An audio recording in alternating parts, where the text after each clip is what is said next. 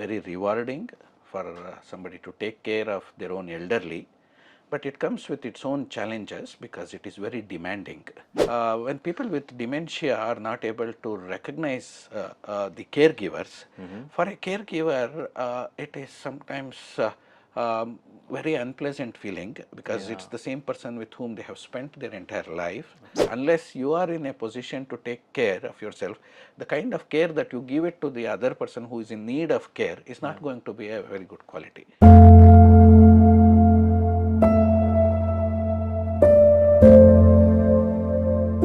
Welcome back to The Age of Grace, a podcast that dwells into the essential aspects of senior care.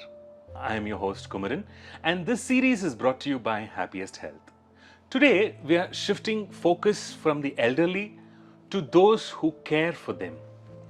Caregiving can be rewarding, but it also comes with many challenges, especially for those caring for individuals with dementia. Joining with me is Dr. Naren P Rao, who will give us more insights on this. Dr. Naren P Rao was former professor of psychiatry at NIMHANS and assistant professor at the Indian Institute of Sciences, Bangalore. He completed his MD at NIMHANS and a PDF at the Center for Addiction and Mental Health, University of Toronto, Canada. With over 160 publications in international scientific journals, he's received many awards, to name a few: International Young Investigator Award, Canada Hope Fellowship, Young Investigator, Aristotle's Research Award, and the Innovative Young Biotechnologist Award. We welcome you, Doctor. Thank you. Doctor, to dwell deep into today's subject, we wanted to first start with the entire concept of caregiving and how, however rewarding it is to take care of the elderly, you do need to take care of yourself in a family setup. What do you have to say about that? Yeah, it is something like you mentioned is very rewarding for somebody to take care of their own elderly, but it comes with its own challenges because it is very demanding. It's demanding in terms of the time spent, it is demanding in terms of the emotions that are flowing, and unless somebody is equipped, it could sometimes be very challenging, and at times it's difficult for the individual who is taking care of the elderly. So, one important thing that many caregivers report is to see their own elderly deteriorating, not able to recognize the caregivers, not able to recognize themselves. That's the people with dementia. With the dementia. Okay. Yeah. So that can be a little differently challenging for caregivers, Doctor? Yes, because when people with dementia are not able to recognize the caregivers, for a caregiver, it is sometimes very unpleasant feeling because it's the same person with whom they have spent their entire life. Absolutely. And then suddenly to see that the individual has changed because of the dementia, the memory abilities have decreased and their ability to work independently has decreased, and they are dependent, and their emotional interactions, because the caregivers have their own sweet memories with the individuals who have had dementia. Absolutely. So compared to those memories, this is something that has completely changed. So caring for an individual with dementia comes with its own challenges, and one need to be aware of what to expect and how to take care of both themselves and how to take care of the people with dementia. Okay, so it's always good to keep saying that it's okay. Yes. This is the situation it's going to be. Yeah, because many of the things are the course of the dementia. As the things progress, certain abilities may deteriorate, the mental abilities, and it may look like the person has changed because it's not the same person who was very caring, emotional, very sensitive, but now not giving the same kind of a response in situations where you expect them to be behaving in a particular way. Absolutely.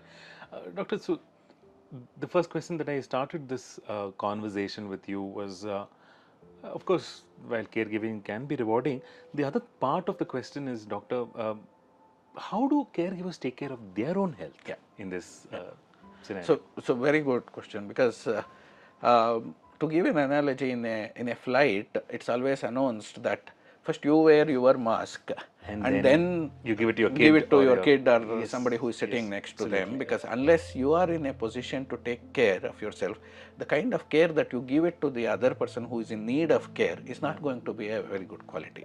So taking care of oneself is very important. So individuals who are caregivers, primary caregivers, need to engage in activities every day, at least I suggest 2-3 hours, in other activities which do not involve the caregiver. So yoga, for example, walking, going and meeting their own friends, fitness activities, that helps, because physical activities do help. Engaging in their own hobbies that they had, or if it is the younger individuals who are taking care, doing their age appropriate things, because many times while taking care of the elderly, so they may tend to leave behind certain things that they were doing. So it is very important that they don't leave out everything else, because while this is very important, to do this very effectively, they need to take care of themselves. So they have to maintain a good sleep cycle. Yeah. And also it is very important for them to have a support structure, so that if they fall sick, for example, or if they need some help, it is okay to ask help from others. Many caregivers feel inhibited to ask help from others, because they feel that if I ask help from others, then am I not doing justice to my own parent? So that guilt is something that affects them. Yeah.